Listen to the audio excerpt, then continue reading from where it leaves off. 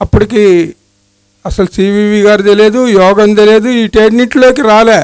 సామాన్యమైన రైతు, రాజకీయ నాయకుడు, ఆ గ్రామానికి సర్పంచి, కొన్నాళ్ళు మున్సిపు చేశాడు. వచ్చేసరికి వీడేమో మోపు ఎత్తుకొని నిలబడి ఉన్నాడు, ఈడేమో మోపు కింద ఉంది నిలబడి ఉన్నాడు. ఆయన్ని చూడంగానే కర్ర పట్టుకొని పోయాడు చేనికి.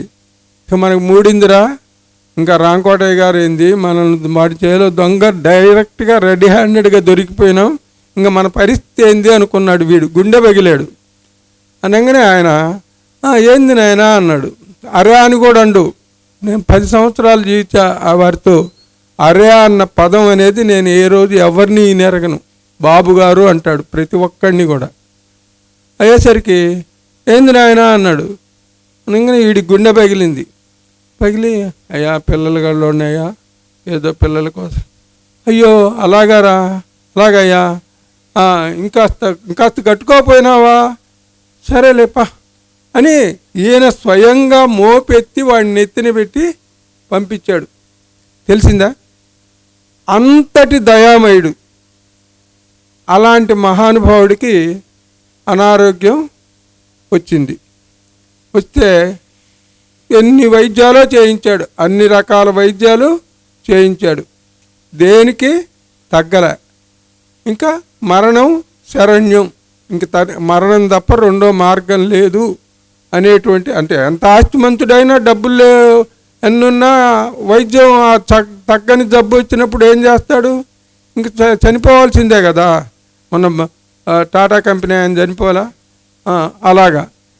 అయితేసరికి వాళ్ళ సోదరుడు వచ్చి చూస్తాడు. ఆ పరిస్థితుల్లో ఈయన ఒక మార్గం చెబుతాను, దేవుడి మార్గం, దానికి వెళ్తావంటే నేను పోను అంటాడు. నాకు దేవుడు లేడు, చచ్చిపోవటానికైనా సిద్ధమే కానీ దేవుడికి మాత్రం రాజీ పడను అంటాడు. అంత పట్టుదల గలవాడు, అంత సహృదయుడు. ఆయన ఏదో బతిలాడుకొని, నీ కోసరం కాదు మా కోసరం, మేము నిన్ను దూరం చేసుకోకుండా ఉండటం కోసం మేము బతిలాడుకుంటున్నాం, మా కోసం ఈ మాత్రం త్యాగం చేయలేవా అని ఈయన మనసుకు నచ్చినట్లుగా ఆయన్ని రిక్వెస్ట్ చేసుకొని చిన్నంగా తిరుపతి తీసుకెళ్తాడు. అక్కడ వేటూరి ప్రభాకర్ శాస్త్రి గారని ఒక మాస్టర్ సివి గారి శిష్యుడు. ఈయనకి ఎన్ని క్వాలిఫికేషన్స్ ఉన్నాయో అన్ని క్వాలిఫికేషన్స్ ఆయనకు కూడా ఉన్నాయి. వాళ్ళందరూ ఒక బ్యాచ్. మనం పుట్టక వచ్చేటప్పుడే సివి గారు ఆయనతో ఒక టీముని తీసుకొని వచ్చాడు. ఆ టీంలో వీళ్ళు ముఖ్యులైనటువంటి వ్యక్తులు ముగ్గురు. వెళ్ళి ఆయన దగ్గరికి పోగానే నమస్కారం పెడతాడు. అనగానే నీ పేరేం పేరురా అన్నాడు. ఆయన రా అంటాడు. అయ్యగారు అనగానే రామకోటయ్య అండి అన్నాడు. ఇంటి పేరు రా అన్నాడు. కొత్త అండి అన్నాడు.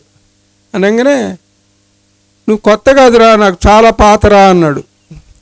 ఈయనకు అర్థం కాలే, ఇప్పుడే కదా మనం పోయింది ఈయన దగ్గరికి, మరి ఈయన పాత అంటాడేంది, ముసలాయన ఏమైనా కొంచెం వృద్ధాప్యం వల్ల మెమరీ పవర్ ఇంకెవడో అనుకుంటున్నట్టుంది, నేనేంది ఇప్పుడేగా వస్తుంది అన్నాడు.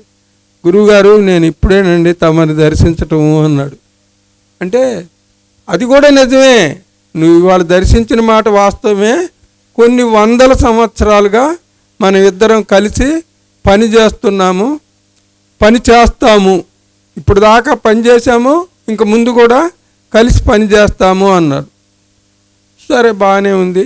ఒకరోజు మొట్టమొదటి రోజు కూర్చొని దండం పెట్టుకో అన్నాడు. ఎవరికి అనేది కూడా చెప్పడు ఆయన. ఇప్పుడు రెడ్డి గారు ఉన్నాడు, మాస్టర్ సివివి నమస్కారం అని ఆయన చెప్పాడు, మనం బలికాం. ఆ మహానుభావుడు అది కూడా చెప్పడు, దండం పెట్టుకోండిరా అంటాడు. అనగానే అది కూడా మనమే చెప్పుకోవాలి మాస్టర్ సివివి అనేది. మొదటి రోజు ఏం తెలియదు, ఈయన దండం పెట్టుకున్నాడు.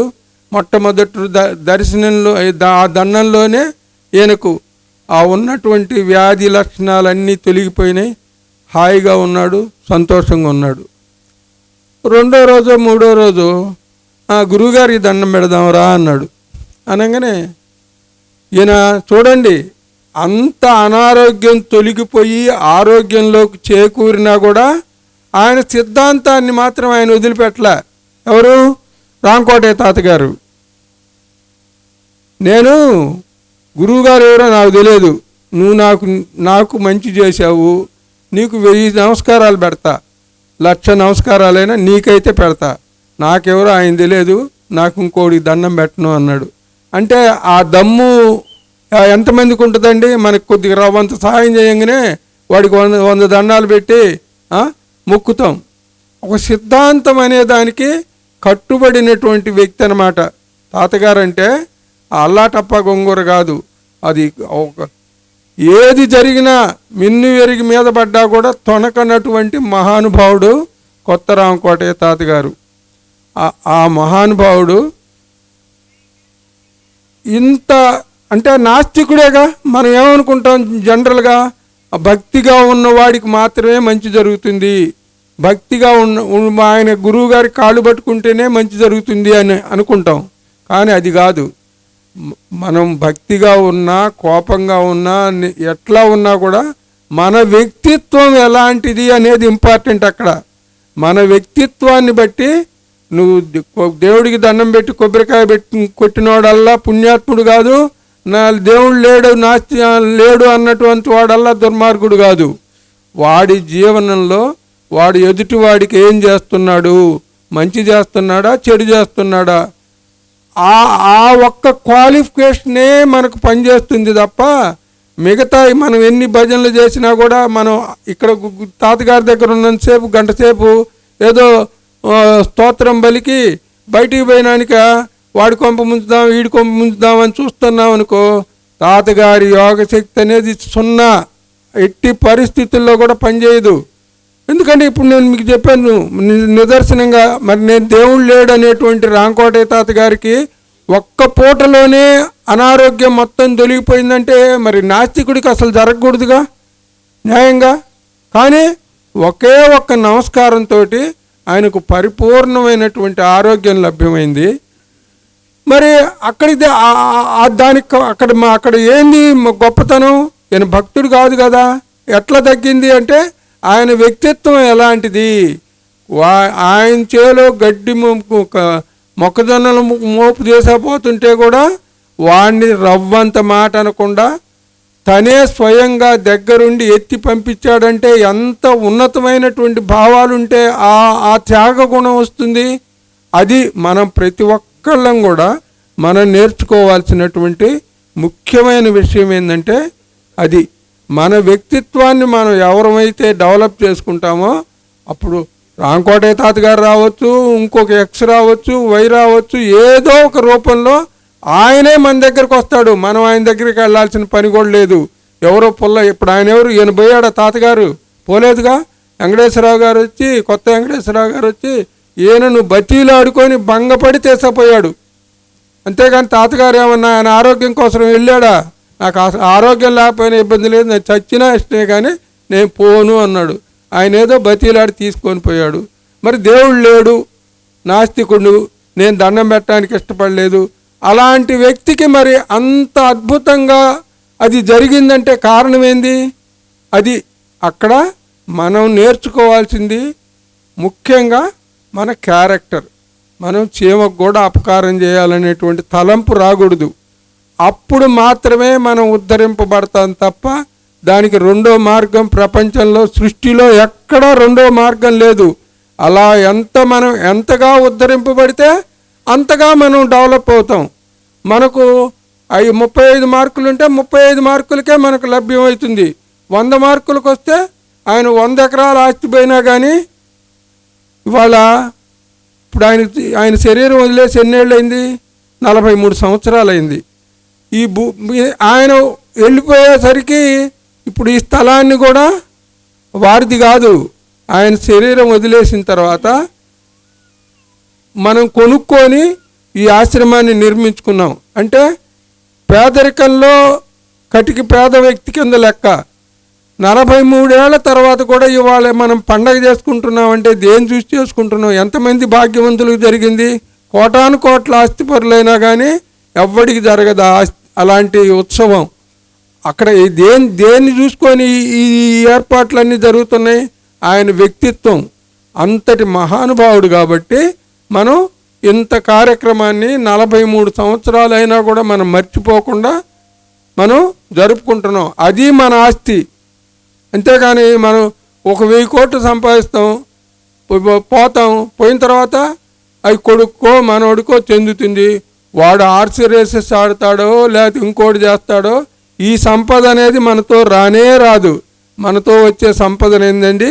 మన వ్యక్తిత్వం, మనం ఎలా బిహేవ్ చేసాం, ఎంతమందికి దుర్మార్గం చేసామా, మంచి చేసామా, ఏం చేసాము అనే దాని మీద ఆధారపడి ఉంటుంది.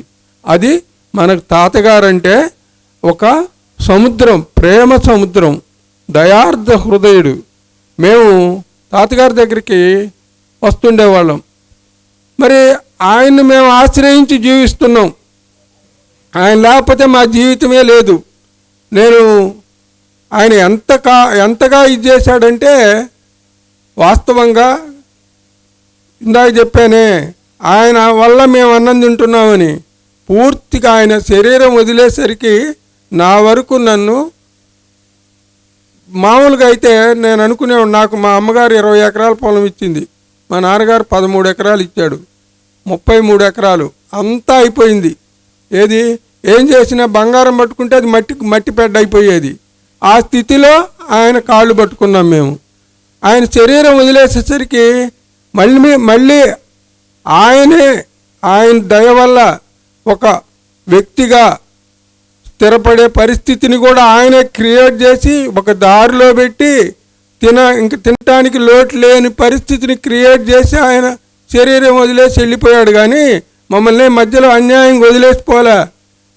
తల్లిదండ్రులు ఇచ్చిన ఆస్తి మొత్తం పోయినా కూడా మనం ఒక 10 రూపాయలు ఎదుటివాడికి ఇచ్చే స్థితిని కూడా తీసుకొచ్చి మమ్మల్ని లైన్లో పెట్టి ఆయన శారీరకంగా వదిలాడు. ఈ నిమిషంలో కూడా ఆయన ఉన్నాడు.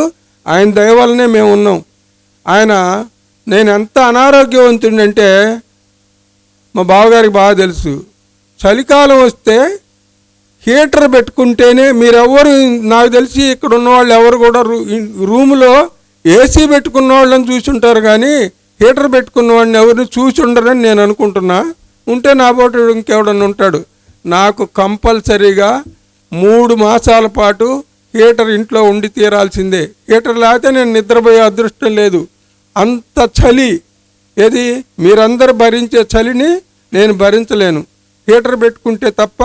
అప్పుడు నా వయసు ఎంత? 35 సంవత్సరాలు. ఇవాళ ఎంత? నా వయసు 73 సంవత్సరాలు. ఇవాళ హీటర్ అక్కర్లా. వాస్తవంగా 30 ఏళ్ళప్పుడే అంత అనారోగ్యంగా ఉన్నాడు. ఇవాళ ఎలా ఉండాలి? అసలు మామూలుగా భూమి మీద ఉండకూడదు.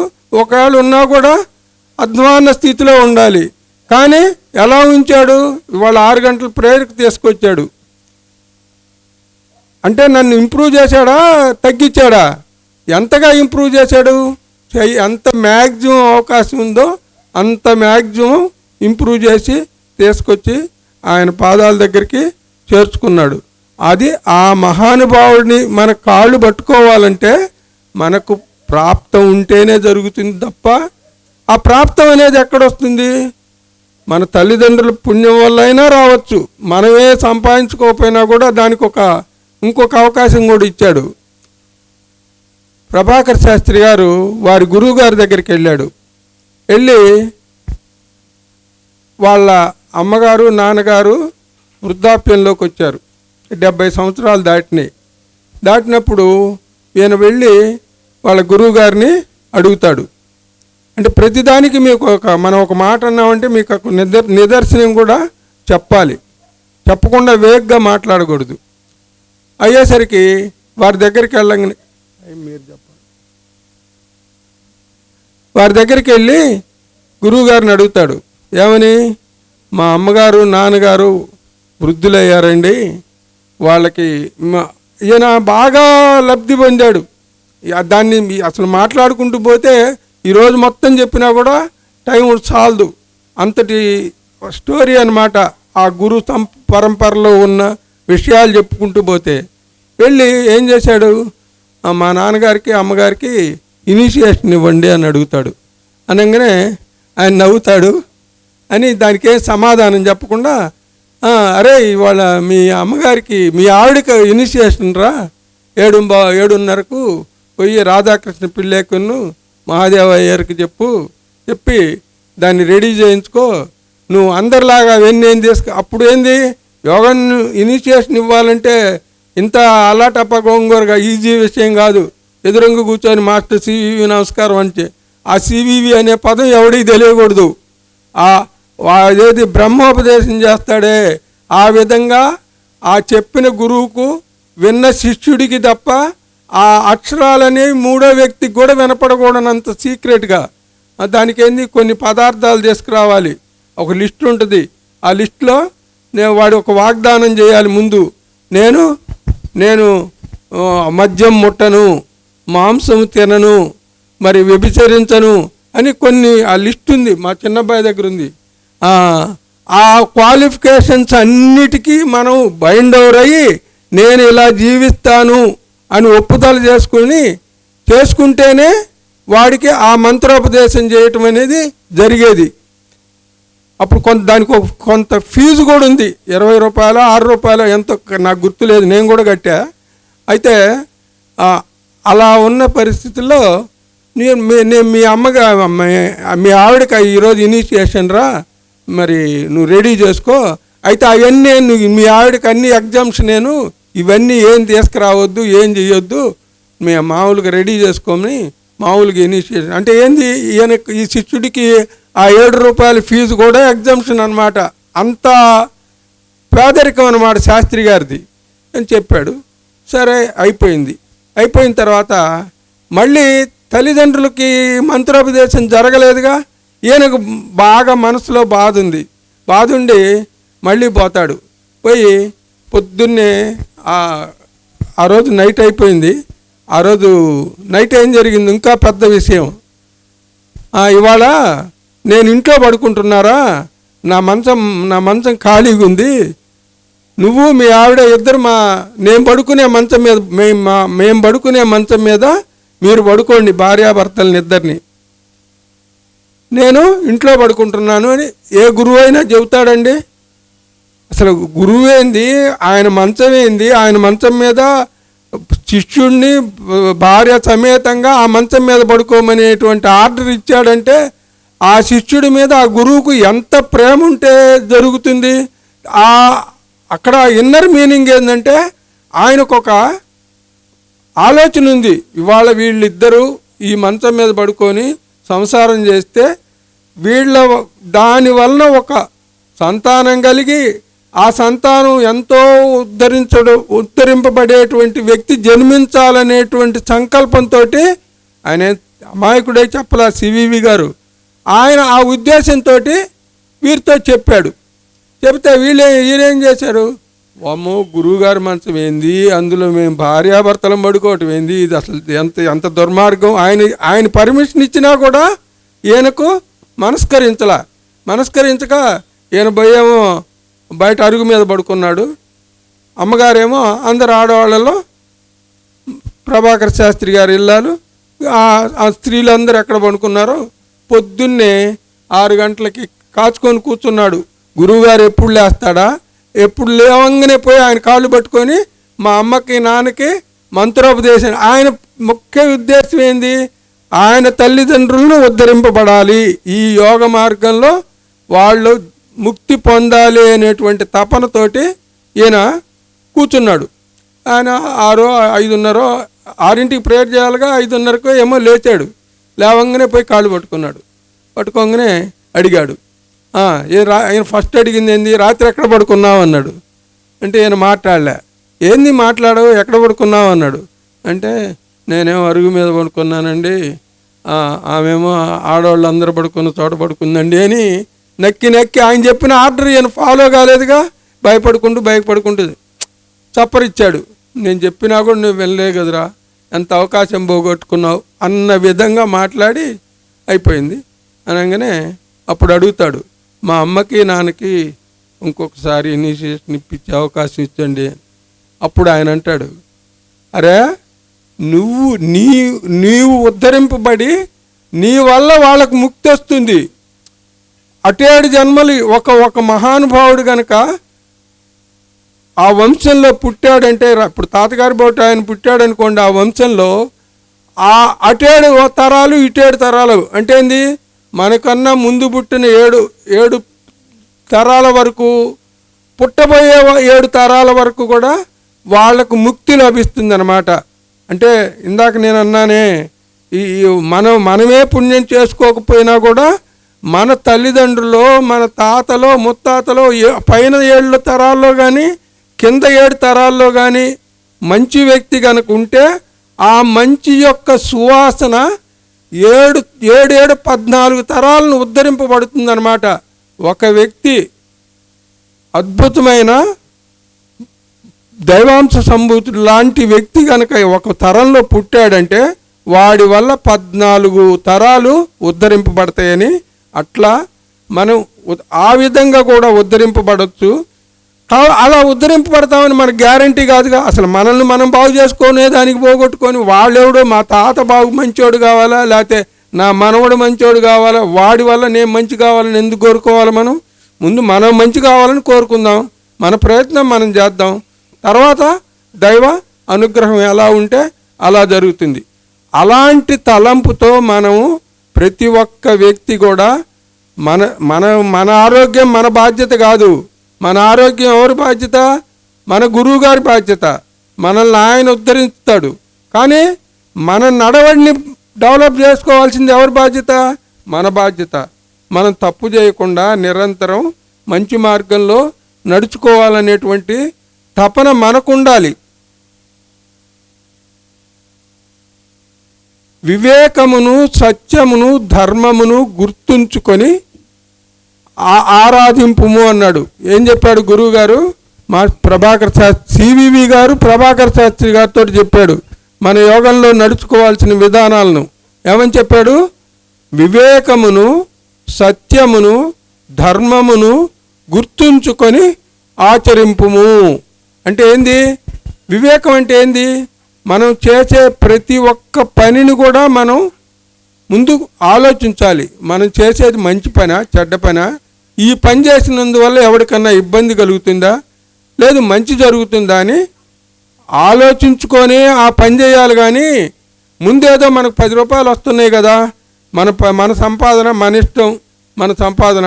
ఇందాక నేను విన్నా, అంటే ఎంత దుర్మార్గం అంటే, మనం కొనుక్కునే పాల ప్యాకెట్లు ఉన్నాయే, ఆ పాలు వస్తున్నాయి కదా, అంటే ఎవరి వృత్తి వాళ్ళది అనేది కాదు. ఆ పాలల్లో కెమికల్స్ కలుపుతారంట.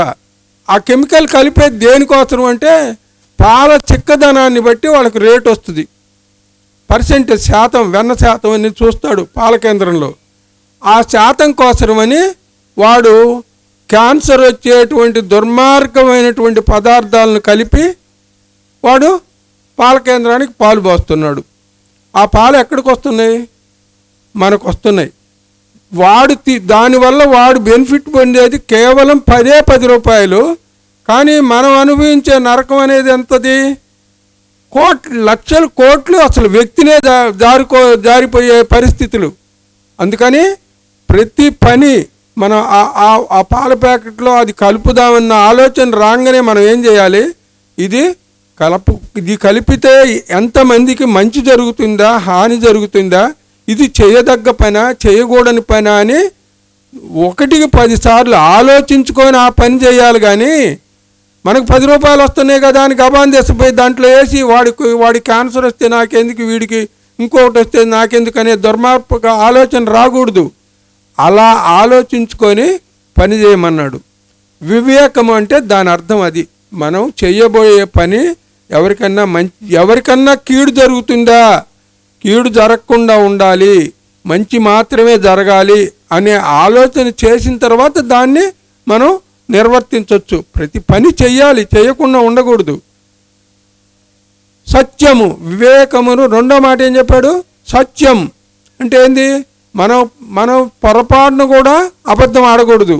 మనం అవసరమైతే మనం తప్పు చేసి ఏం చేయండిరా ఇది చేసామంటే, చేశానండి గురువుగారు నిజమే తప్పు అయిపోయింది అని అనాల్సిందే. కానీ మనం అహంకారంతో తప్పు చేసి చేయలేదని కానీ అబద్ధం అనేది ప్రాణం పైన రాకూడదు. వివేకమును, సత్యమును, ధర్మం. మనం ఉన్నాము, పొలం ఉంది, వ్యవసాయం ఉంది, మీరు అందరు రైతులు. వాడు ఒక మధ్య మన పక్క చేనాయన ఉన్నాడు, వాడు ఎక్కడో అమెరికాలో ఉద్యోగం చేసుకుంటున్నాడు. ఏముందిలే ఒక బెత్తడి జరుపుకుందాం అంటే జరిపినా వాడేం రాడు, చూడ్డు. ఆ బెత్తడి వల్ల మనకు ఒరిగేది ఏం లేదు. అది వేరే సత్యం. కానీ అలాంటి ఆలోచన కూడా పొరపాటున కూడా మనకు రాకూడదు. నా సాధకుడు అనేవాడు అలాంటి పనులు ఏవి కూడా చేయకుండా ఉండేటువంటి వ్యక్తులు మాత్రమే నాకు సాధకులుగా ఉండాలి. అలాంటి వ్యక్తులే నా వల్ల ఉద్ధరింపబడతాడు అని మాస్టర్ గారు క్లియర్గా చెప్పాడు. ఆ విధమైన వివేకమును, సత్యమును, ధర్మమును గుర్తురించుకొని ఎక్కడ ఆరాధించమన్నాడు? అంతరాత్మను ఆరాధింపుము అన్నాడు. అంతరాత్మ అంటే ఏంది? భగవంతుడు ఎక్కడ ఉంటాడు? గుళ్ళో లేడు, గోపురంలో లేడు, మనలోనే ఉంటాడు. ఎవడైతే ఉద్ధరింపబడి ఆయన యొక్క తీయదనాన్ని తెలుసుకున్న తర్వాత వాడికి అర్థమవుద్ది. అప్పటిదాకా అర్థం కాదు. వాడి తీయదనాన్ని కనుక మనం తెలుసుకున్నాము అంటే ఆయన మనలోనే ఉన్నాడు అని మనకే రుజువు అవుతుంది. నువ్వు దేవుడు ఉన్నాడా లేడా అనే ప్రశ్నే రాదు. అక్కడ కూడా ఏంది, ఇంకా అంతటి మహానుభావుడు వచ్చి మనం ఏదో ఒక రవ్వంత పుణ్యం చేసిన కారణంగా ఆయన వచ్చి ఎక్కడ దూరాడు? మనలోనే ఉన్నాడు, కానీ మనకు దర్శనం ఇచ్చాడు. ఇచ్చి ఏం చేస్తాడు?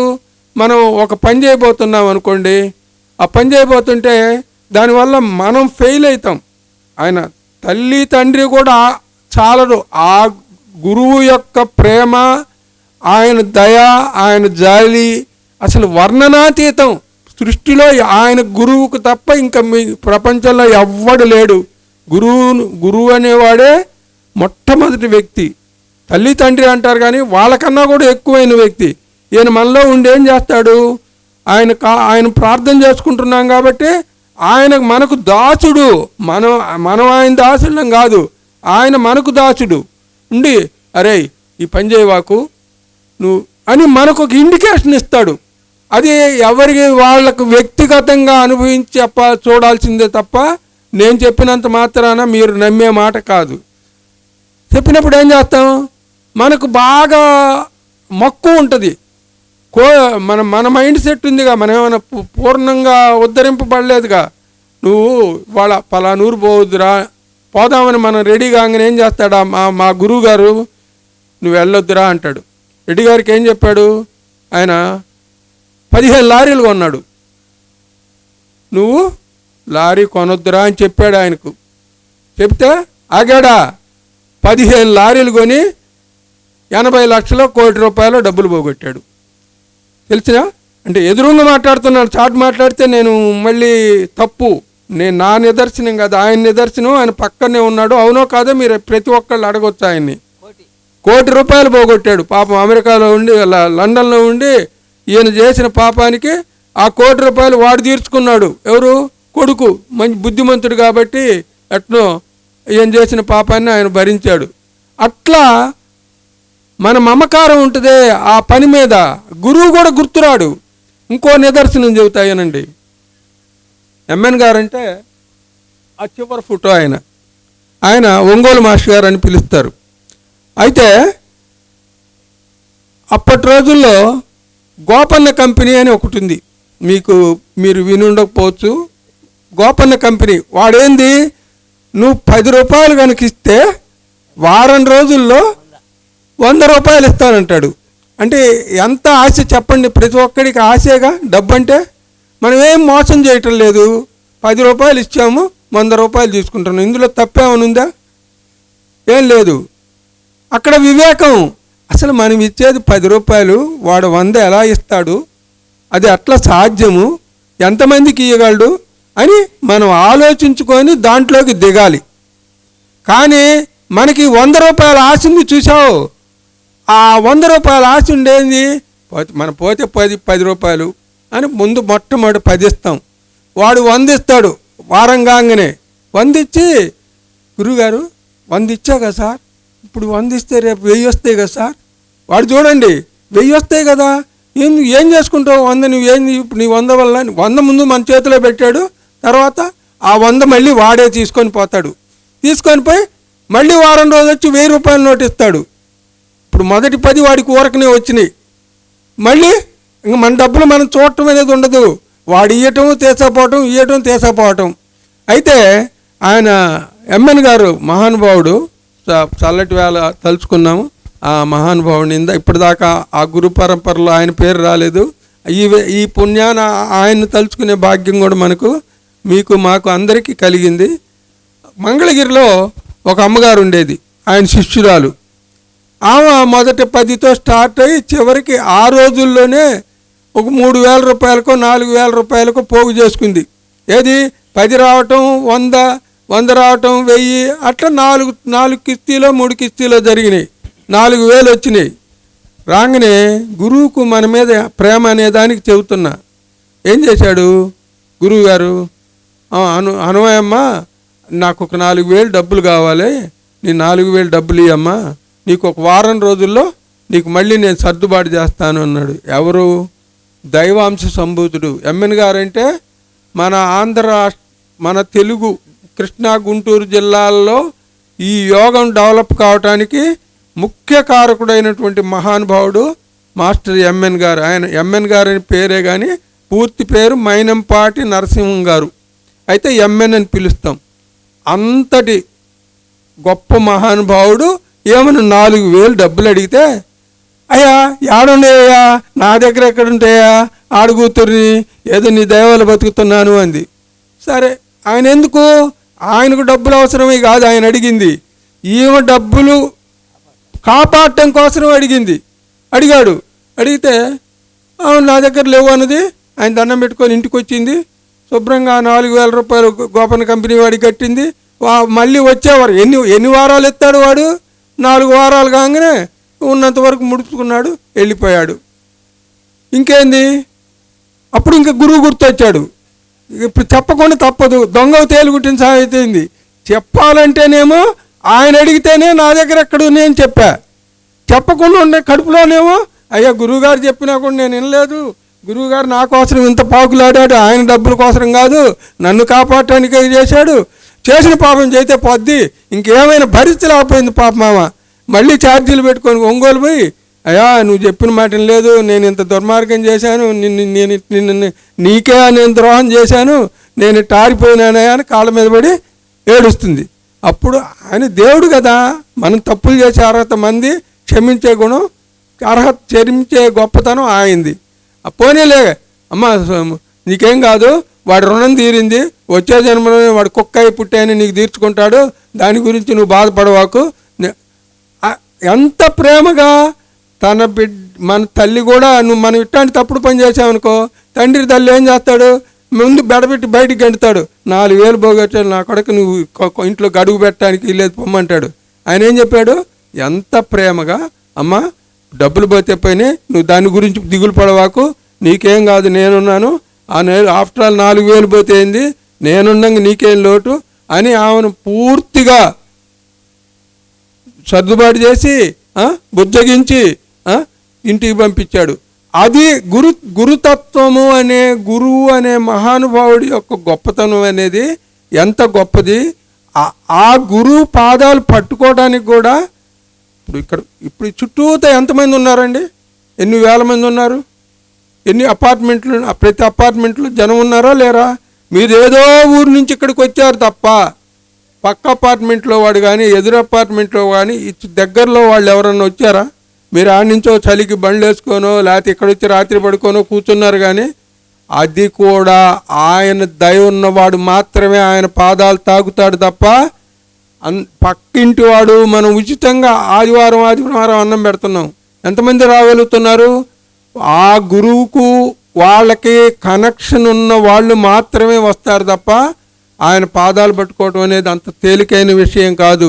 మనకు అర్హత ఉంటేనే ఆయన పాదాలు పట్టుకుంటాం తప్ప లేకపోతే ఆయన పాదాలను తాకే ఆ భాగ్యం మనసుకు మనకు బుద్ధి పట్టనీయడు వాడు. అర్థమైందా? అలా ఉంటుంది.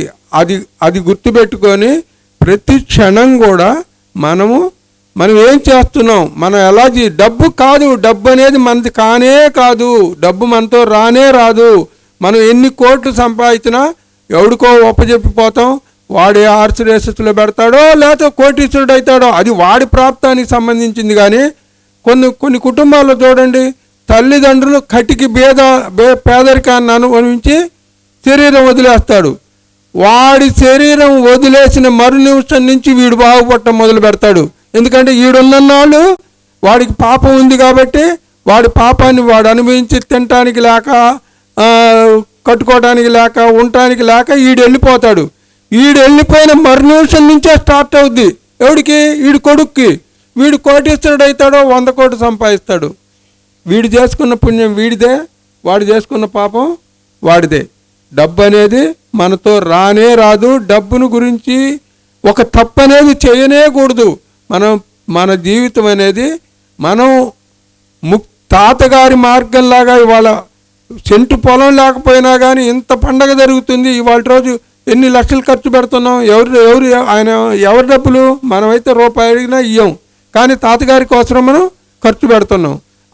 ఆ విధంగా ప్రతి క్షణం కూడా మనం నడుచుకునే ప్రతి నడవడికను కూడా ఆలోచించుకుంటూ అడుగులు వేసుకుంటూ మనం నడుచుకోవాలి. తాతగారు అసలు ఆయన గురించి నేను చెప్పాను, ఎంతటి దయామయుడంటే, మేము పిల్లలం, ఆయన తాతగారు ఇంటి దగ్గర ఉండేవాడు చినకాకాంలో. మేము ఎక్కడి నుంచో మా కారంపూడి నుంచి వచ్చేవాళ్ళం.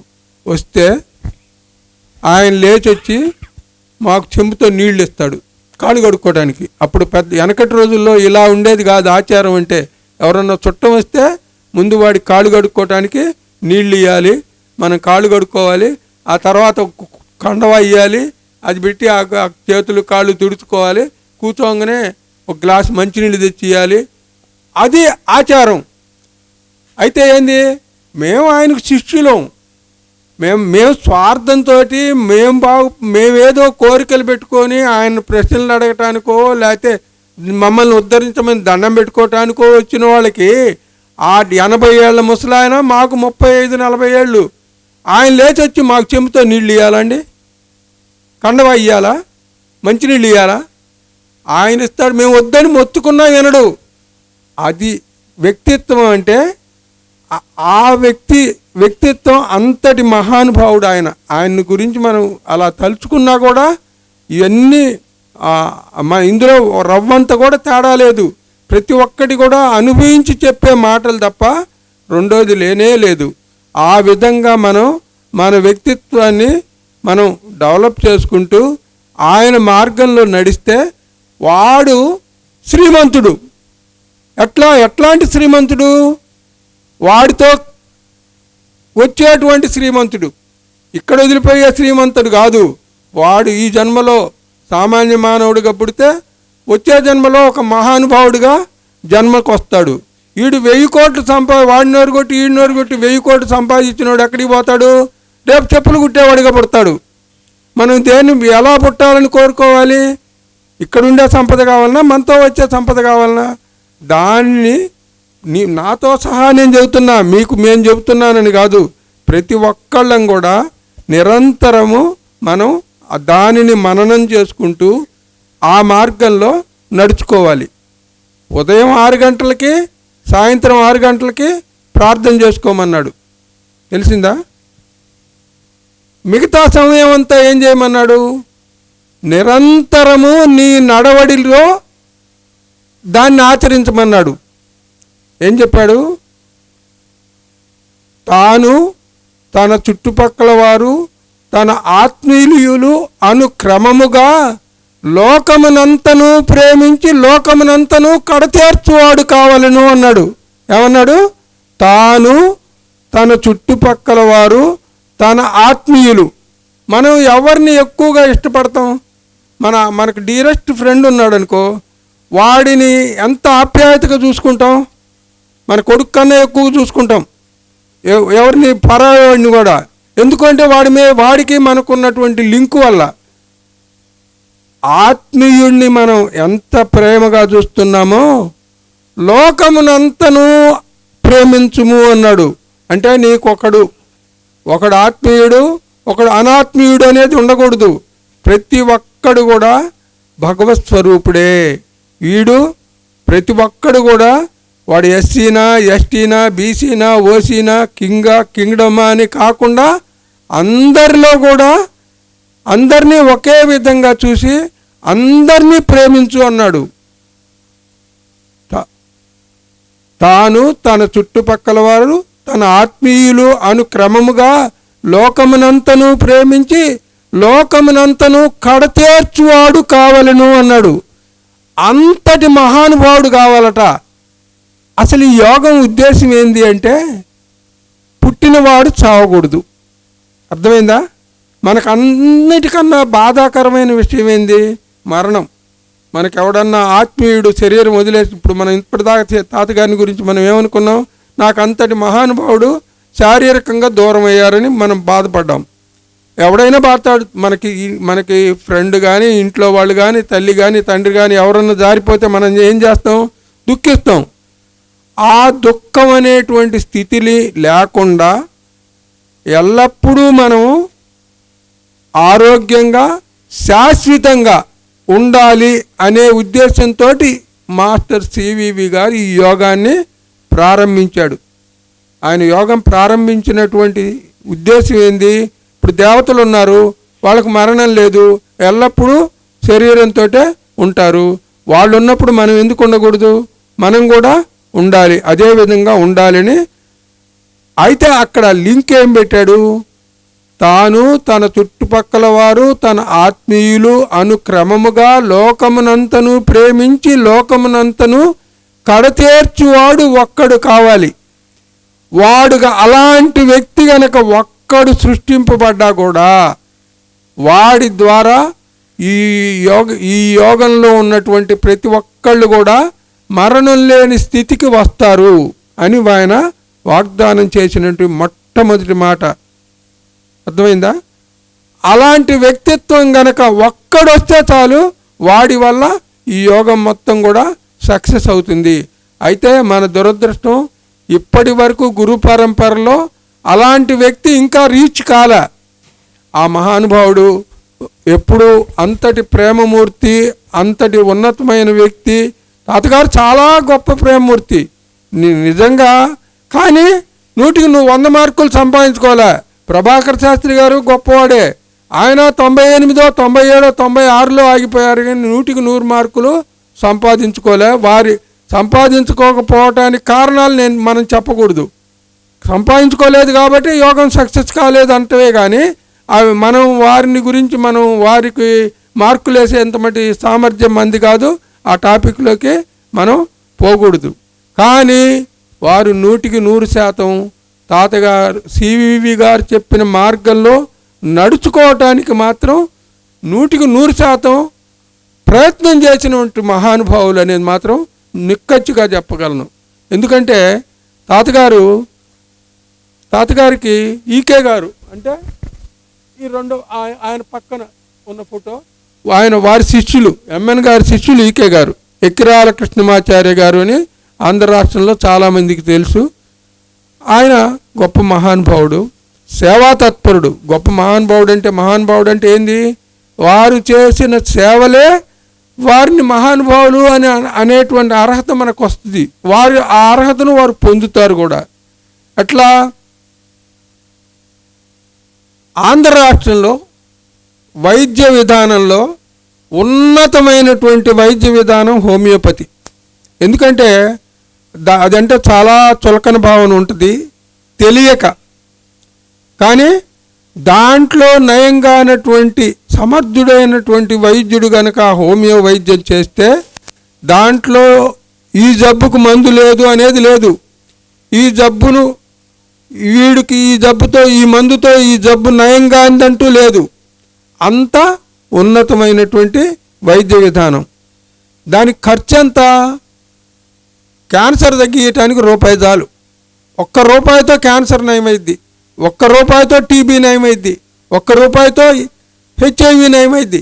ఏ జబ్బైనా కూడా ₹1 మాత్రమే నయం చేయగలం. మనం ఇవాళ ప్రతి ఒక్కళ్ళు ఎన్నేసి లక్షల రూపాయలు బిల్లులు కడుతున్నాం. మొన్న అదేది వచ్చిన జబ్బు కరోనా వచ్చింది. ఒక్కొక్కళ్ళు అనుభవించిన వాళ్ళకి తెలుస్తుంది, రానివాడికి తెలియదు దాని బాధ. ఏదో నాకు కూడా తెలియదు, ఎందుకంటే నేను రూపాయి ఖర్చు పెట్టలేదు కాబట్టి నాకు దాని బాధ తెలియదు. ఏదో నాకు అటాక్ అయింది, మా గీతమ్మ ఒక పొట్లం పంపించింది, ఒక పొట్లం వేసుకున్నా తగ్గిపోయింది, ఆ బాధ నాకు తెలియదు. కానీ నాకు నయం చేసిన గీతమ్మకు మటుకు తెలుసు. ఎందుకంటే మా 20 లక్షలు 30 లక్షలు హాస్పిటల్లో బిల్లు కట్టింది, మనందరికీ వైద్యం చేసింది కదా. ఇంతమంది జబ్బు అంటుకుందాం పాపం. మనకేమో ఎవరి దగ్గరికి పోకుండా ఇంట్లో కూర్చున్నాం కాబట్టి మనకు ఏదో లైట్గా ఎంటర్ అయింది, ఆ చిన్న పొట్లంతో మనం బయటపడ్డాం. ఇంతమందికి ఆమె వైద్యం చేసేసరికి ఇంతమందిలో ఎవడికోడి గట్టిది అంటుకుంది. ఆమె పాపం ఆ లాస్ట్ శరీరం చివరి నిమిషం దాకా వెళ్ళి తాతగారిని గుర్తు చేసుకొని, తాతగారు నువ్వే నాకు దిక్కు, నువ్వు నన్ను రక్షిస్తావో లేదో, నువ్వు నన్ను కనుక రక్షిస్తే నేను తెలిసో తెలియకో ఏదన్నా తప్పులు చేసినా ఇప్పటి నుంచి జాగ్రత్తగా ప్రతి ఒక్కడిని నేను మంచిగా వైద్యం చేస్తా, నువ్వే కాపాడాలి, నాకు ఇంక రెండో దిక్కు లేరు.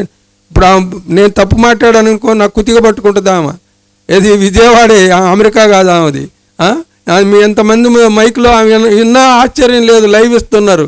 కానీ ఆయన పాదాలు పట్టుకొని ఆయన దయ వల్ల ఉద్ధరింపబడి ఇవాళ మళ్ళీ బ్రహ్మాండంగా వైద్యం చేస్తుంది. టాపిక్ డైవర్ట్ అవుతుంది. ₹1 ఏ జబ్బునైనా నయం చేయొచ్చు. అట్లాంటి తేలికగా తక్కువ ఖర్చుతోటి ఎంత జబ్బునైనా నయం చేయగలిగినటువంటి వైద్య విధానాన్ని ఎక్కిరాల కృష్ణమాచారి గారు వ్యాప్తి చేసి రాష్ట్రం మొత్తంలో కూడా ఉచితంగా హోమియో వైద్యశాలను ప్రారంభించాడు. ఆయన శిక్షగణం ఆంధ్ర రాష్ట్రంలో పెద్ద పెద్ద మన మంగళగిరిలో కూడా ఉండేది ఇది వరకు. మీకు ఐడియా ఉందో లేదో, రామారావు గారు అనే ఆయన ఈకే గారి శిష్యుడు, ఉచితంగా హోమియో వైద్యం చేసేవాడు. ఇప్పుడు వాళ్ళ అబ్బాయి చేస్తున్నాడు, ఆయన డబ్బులు తీసుకుంటున్నాడో లేదో నాకు తెలియదు, కానీ రామారావు గారు మాత్రం ఉచితంగా చేసేవాడు. అలాంటి వైద్య విధానాన్ని నిరంతరం 24 గంటలు ఆయన ఏంది, ఒకరికి ఒంట్లో బాగాలేకపోతే వాడేం చేయాలి, మన దగ్గరికి వచ్చి మందు తీసుకొని పోవాలా. ఈయన సైకిల్ వేసుకొని వాడి ఇంటికి పోతాడు. వాడి కలరా అయినా, ఆ కలరా అంటే మనకి అటాక్ అవుద్ది, వాడికి అది కలరా కానీ మసూచి కానీ ఏ అంటువ్యాధి అయినా కానీ ధైర్యంగా ఈయన పని కట్టుకొని పోయి వాడి ఇంటికి పోయి వాడికి మందేసి వాడిని నయం చేసేటువంటి వ్యక్తిత్వం కలిగినటువంటి మహానుభావుడు ఎక్కిరాల కృష్ణమాచారి గారు. వారిని కూడా తలుచుకోవాల్సిన ముఖ్య వ్యక్తి. ఏదో ఒక రూపంలో వారిని స్మరించుకునే భాగ్యం మనందరికీ కలిగింది. అంతటి మహానుభావుడు. దేనికి చెబుతున్నానంటే, తాతగారి వ్యక్తిత్వంలో అంతటి మహానుభావుడు. తాతగారికి ఈకే గారంటే అంత భక్తి విశ్వాసాలు. అయితే గుంటూరులో ఒక డాక్టర్, పేరు చెప్పడం భావ్యం కాదు, చిన్న ఆర్ఎంపీ డాక్టర్ అంటే పెద్దగా డాక్టర్ కూడా కాదు. సరే, తాతగారిని మమ్మల్ని ఇన్వైట్ చేశాడు, ప్రార్థనకు రండి మాకు సాయంత్రం 6 గంటలకు అన్నాడు. మరి రెడ్డి గారు ఉన్నారో నాకు గుర్తులేదు, నేనైతే మాత్రం ఉన్నా. వెళ్ళాము. వెళ్ళిన తర్వాత ఏం చేశాడు ఈ అబ్బాయి, ఈకే గారు మన మాస్టర్ సివివి గారి యోగ సాధకులు. ఆయన వైద్యం చేసుకుంటూ మాస్టర్ సివివి గారి ప్రార్థన చేసుకుంటూ జీవనం నడుపుతున్నటువంటి మహానుభావుడు. అయితే ఈ అబ్బాయి కృష్ణమాచారి ఇటు చేశాడు, కృష్ణమాచారి అటు చేశాడు. వాడు 10 సార్లు కృష్ణమాచారి గారు అనే మాట కూడా వాడి నోట్లో నుంచి రాలే. నాకైతే మటుకు కడుపులో మండిపోతుంది.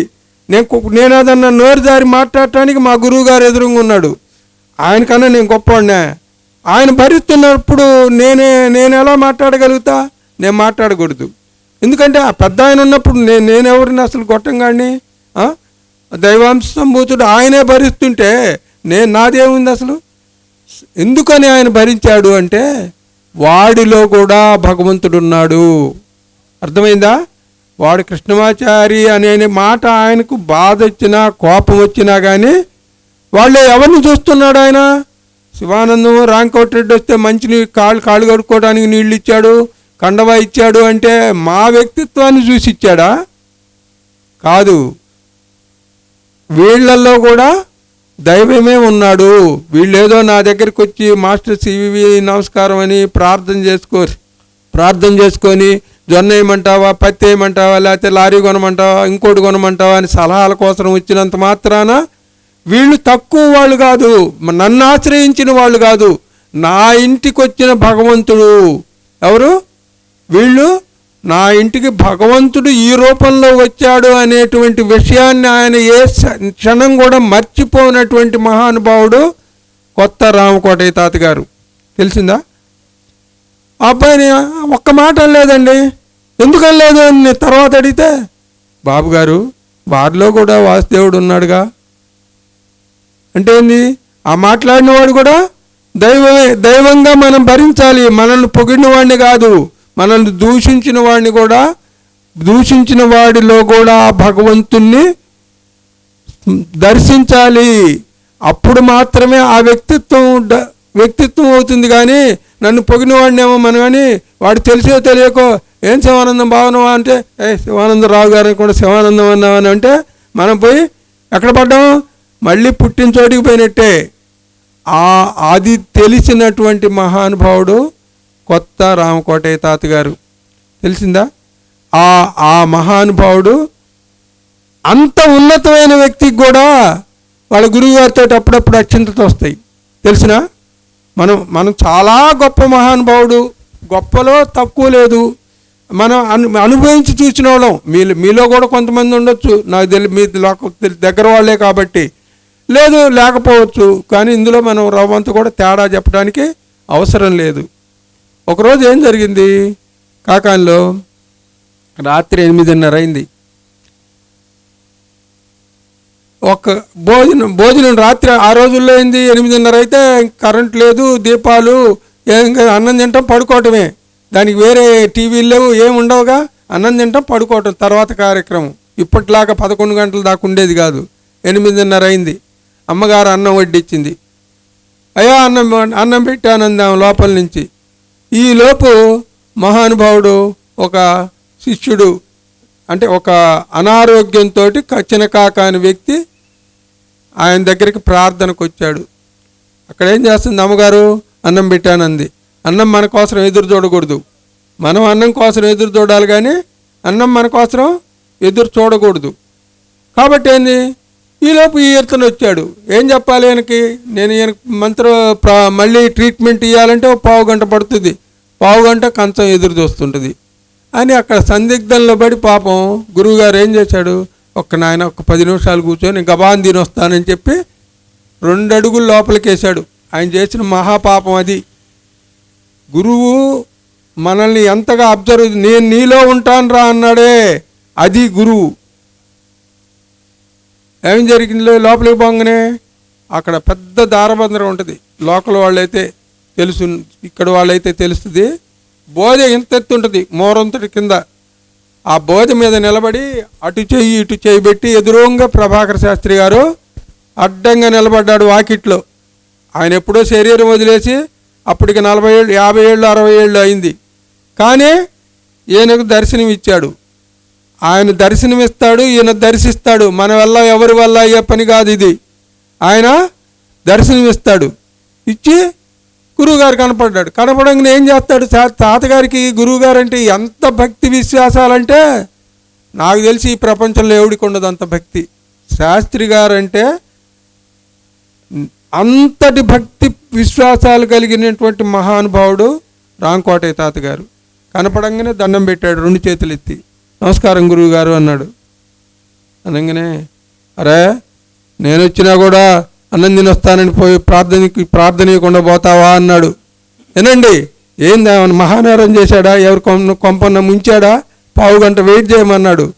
నా శిష్యుడు అనేవాడు అలాంటి తప్పు కూడా చేయకూడదు.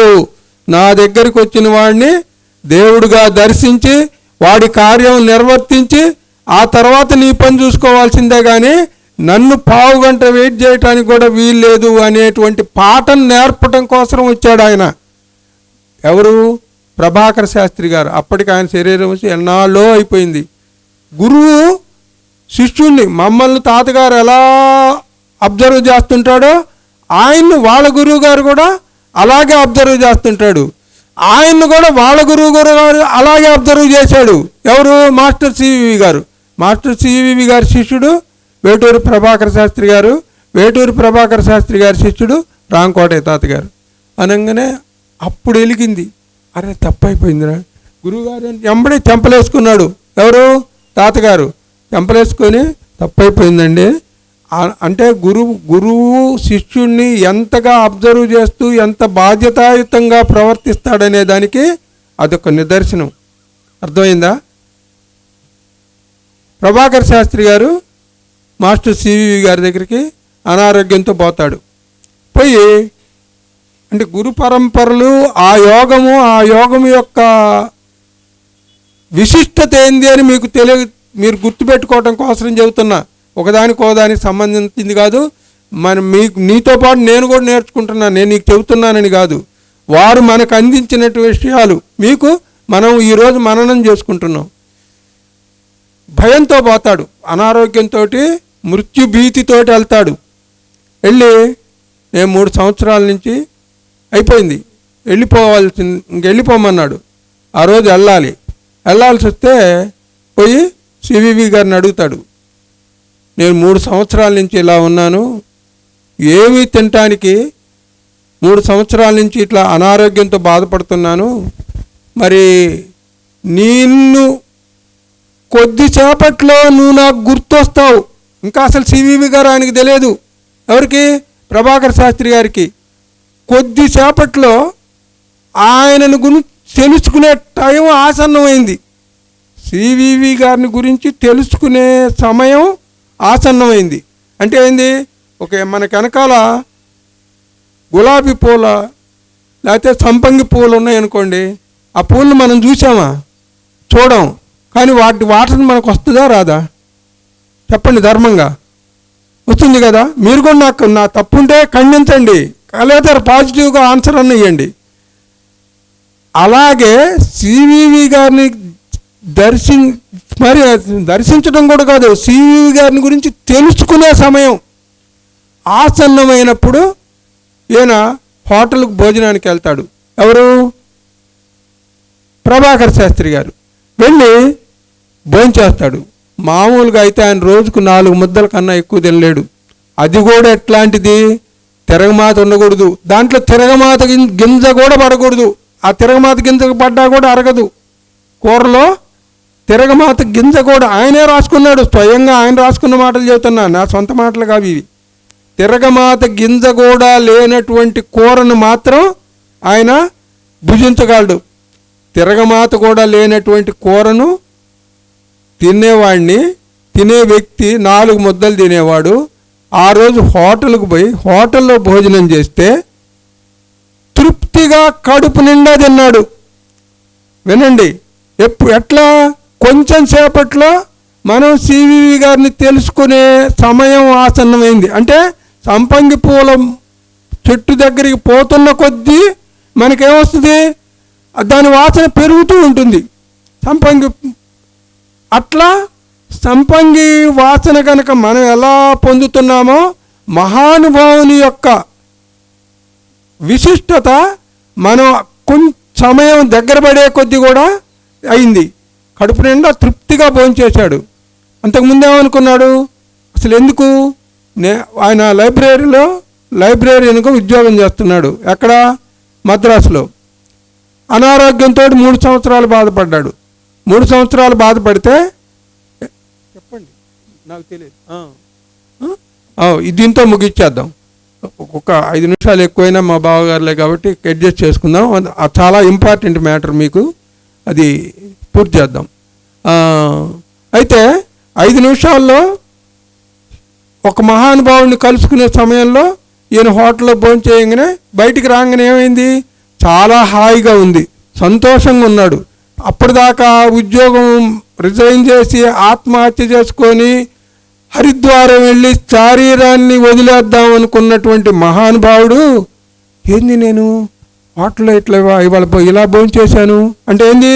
అప్పుడు ఆయన ప్రోగ్రాం ఏంటంటే ఆ రోజు ఆయన హరిద్వారం వెళ్ళి శరీరాన్ని త్యాగం దాకా చెప్పాడు రెడ్డి గారు.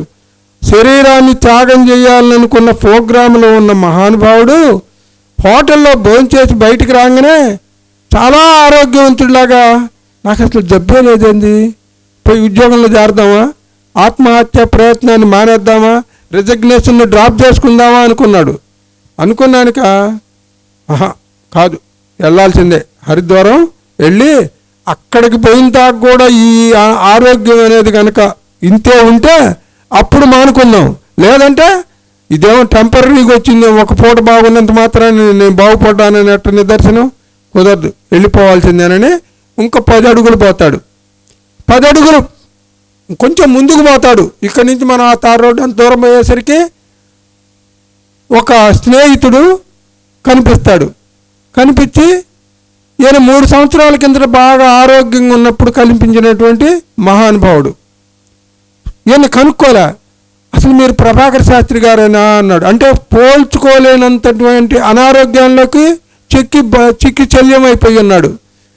అవును, నేను ప్రభాకర్ శాస్త్రి, నేను 3 ఏళ్ల నుంచి అనారోగ్యంగా ఉన్నందువల్ల ఇలా తయారయ్యాను, నువ్వు పోల్చుకోలేకపోయినావు అన్నాడు. అనగానే ఆయన చేయబట్టుకొని ఇందాక చెప్పాడే పోతురాజు నరసింహం గారి ఆయన దగ్గరికి తీసుకెళ్ళాడు. ఆయన మాస్టర్ సివివి గారి యొక్క గొప్పతనము, ఆ యోగ మహత్తు ఈయనకు చెప్పాడు. ఆయన చెబుతుంటేనేనట, ఆయన ఏంది సివివి గారు ఇలాంటోడు, అలాంటోడు, ఇలాంటోడు, అలాంటోడు అని చెబుతుంటే ఈయన శరీరంలో ఉన్నటువంటి చెడంతా ఎడం పక్క నుంచి ఇటు నుంచి వెళ్ళిపోతుందట. ఈయనకున్న అనారోగ్యము, ఈ భయము, భీతి మొత్తం కూడా బయటికి వెళ్ళిపోతుంది. కుడి పక్క నుంచి ఏమవుతుంది, మంచంత ధైర్యం, నాకేం పర్లేదు, ఆయనంత మహానుభావుడు అక్కడ ఉన్నాడట, ఆయన దగ్గరికి పోతే నాకు నయమైద్ది అనేటువంటి ధైర్యం ఈయనలో క్రియేట్ అవుతూ వచ్చేసింది. ఆయన ఉత్తరం రాసిచ్చాడు, కుంభకోణం వెళ్ళిపో అని పంపించాడు. పోతే రైల్లో ప్రయాణం చేస్తున్నాడు. ఈయన మామూలుగా అయితే నిద్ర పట్టదు, తెలిసిందా, రోజు మీద గంట కూడా నిద్రపోయినాడు. అలాంటి వ్యక్తి ఆ రోజు రైల్లో ప్రయాణం చేస్తుంటే కూర్చొని రైల్లో ప్రయాణం చేస్తున్నా కూడా నిద్రపోయాడు, తెలిసిందా. అక్కడ సివివి గారి దగ్గరికి వెళ్తాడు. సివివి గారి దగ్గరికి వెళ్ళంగానే ఆయన మంత్రోపదేశం చేస్తాడు. ఆ రోజు తృప్తిగా నేను నిద్రపోయినా, నా జీవితంలో నిద్ర అంటూ ఈరోజే నేను పోయాను అని చెప్తాడు. అయిపోయిన తర్వాత ఊరికి కొంత ఆరోగ్యం మొత్తం చేకూరింది, ఇంక అయిపోయింది. అప్పుడు ఈయనకేమనిపించింది, నేను ఈయన దగ్గర ఉన్నా కాబట్టి నాకు మరణ భీతి లేదు, నా శరీరానికి డోకా లేదు, కాబట్టి నేను ఇంకెక్కడికి పోవద్దు, ఈయన దగ్గరనే ఉండి ఈయన సేవ చేసుకుంటూ మనం ఇక్కడ ఉన్నానంటే నా ప్రాణానికి డోకా లేదు అనేటువంటి విశ్వాసం ప్రభాకర్ శాస్త్రి గారికి క్రియేట్ అయింది. క్రియేట్ అయ్యి ఏం చేశాడు, పోయి ఆయన కాళ్ళు పట్టుకొని నేను ఇంకేం పనికి పోను, నీ దగ్గరే ఉంటా, నీవు సేవ చేసుకుంటూ నీ దగ్గరనే ఉండిపోతాను అంటాడు. ఎవరు, ప్రభాకర్ శాస్త్రి గారు. సివివి గారు ఏమంటాడు, మరి న్యాయంగా పైసా ఖర్చు లేకుండా శాశ్వతంగా ఒక జీతగాడు వచ్చినట్టేనా కదా, నేను జీవితాంతం నీ సేవ చేసుకుంటూ నీ దగ్గరనే ఉంటా, నాకు ₹1 జీతం వద్దు, నా పట్ట నేను నింపుకుంటూ నీకు సేవ చేస్తానంటే ఏమన్నాడు, ఉండటానికి వీల్లేదు. బండి నడుచుండగానే రిపేర్ సాగవలే, బండి ఊడదీసి చేస్తే బండి వాని జీవికి చెడు. అంటే నువ్వు నా దగ్గరుండి నువ్వు ఎలానో బతకటం కాదు, నువ్వు వెళ్ళిపోయి నువ్వు మద్రాసు వెళ్ళి నీ ఉద్యోగం చేయాలి, నీ ఉద్యోగంలోనే నీ ధర్మాన్ని నిర్వర్తించాలని చెప్పి పంపించాడు. అంటే ఏంది, వాళ్ళకి స్వార్థం అనేది లేనే లేదు. ఈయన వల్ల జరగాల్సిన మహోన్నతమైనటువంటి కార్యక్రమాలు బోల్డెన్ ఉన్నాయి. కాబట్టి ఇప్పుడు అది చాలా పెద్ద టాపిక్, ఇంకా అవకాశం ఇచ్చినందుకు ధన్యవాదాలు. మీరంతో ఓర్పుతోటి నేను చెప్పిన మాటలన్నీ ఓర్పుగా విన్నందుకు మీ అందరికీ నా ధన్యవాదాలు. సమయం ఇచ్చిన మా బావగారులిద్దరికీ నమస్కారాలు. నేను తెలిసి కానీ తెలియక కానీ ఏదైనా తప్పు చెప్పుంటే దయతో క్షమించండి. మీరెవరు చంపట్లు కొట్టద్దు. నమస్కారం.